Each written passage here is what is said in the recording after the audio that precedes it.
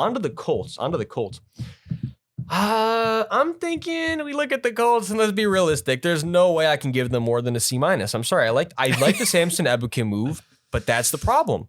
That's all I really look at and I say the Colts really went crazy. Matt Gay is a solid signing. You know what I mean? It's like if Matt Gay is the second best move you made all offseason. Did they trade for him?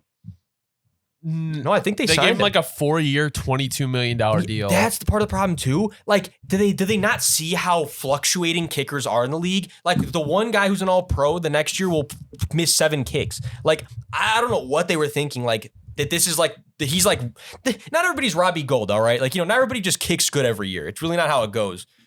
I personally don't understand that signing at all because I didn't see it was for that much. I thought it was just that they signed like a 1-year deal or something. Now I'm seeing this is for $22.5 million. If they're not avoidable, bag. It's just ridiculous. So yeah, I'm going the Colts get a D. Yeah, I'm cool with that. I mean, I actually wanted to ask this too because the Colts signed Gardner Minshew and then the Texans signed Case Keenum. Like, would it shock either of you if they did not draft a quarterback?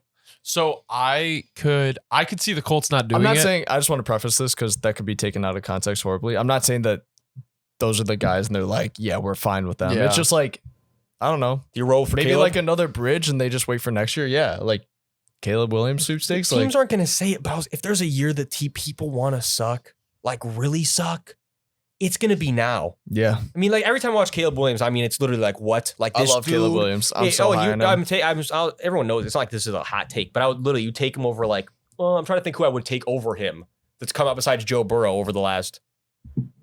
I would take him over Trevor Lawrence. I would take Joe Burrow just was so innately clutch and everything about him. But like, I don't know. Other than that, I'll take Caleb over everybody. And it's like, I just think like Chris Ballard really only has one more shot at a QB.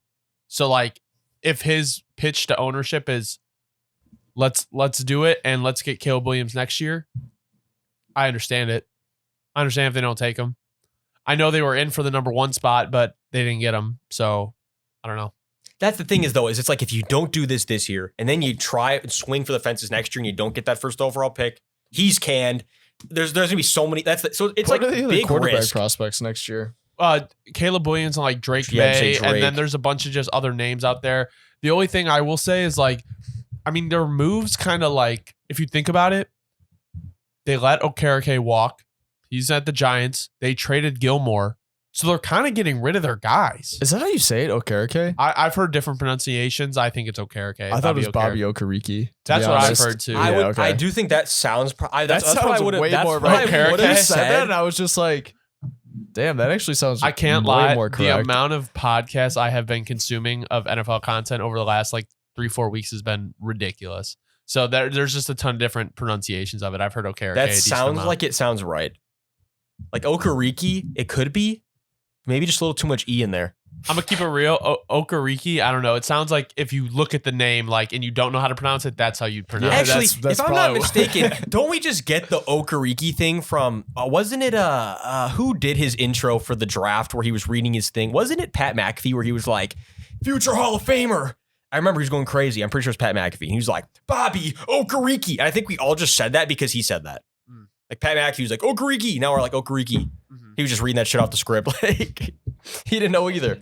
This is good. This was a set the record straight moment.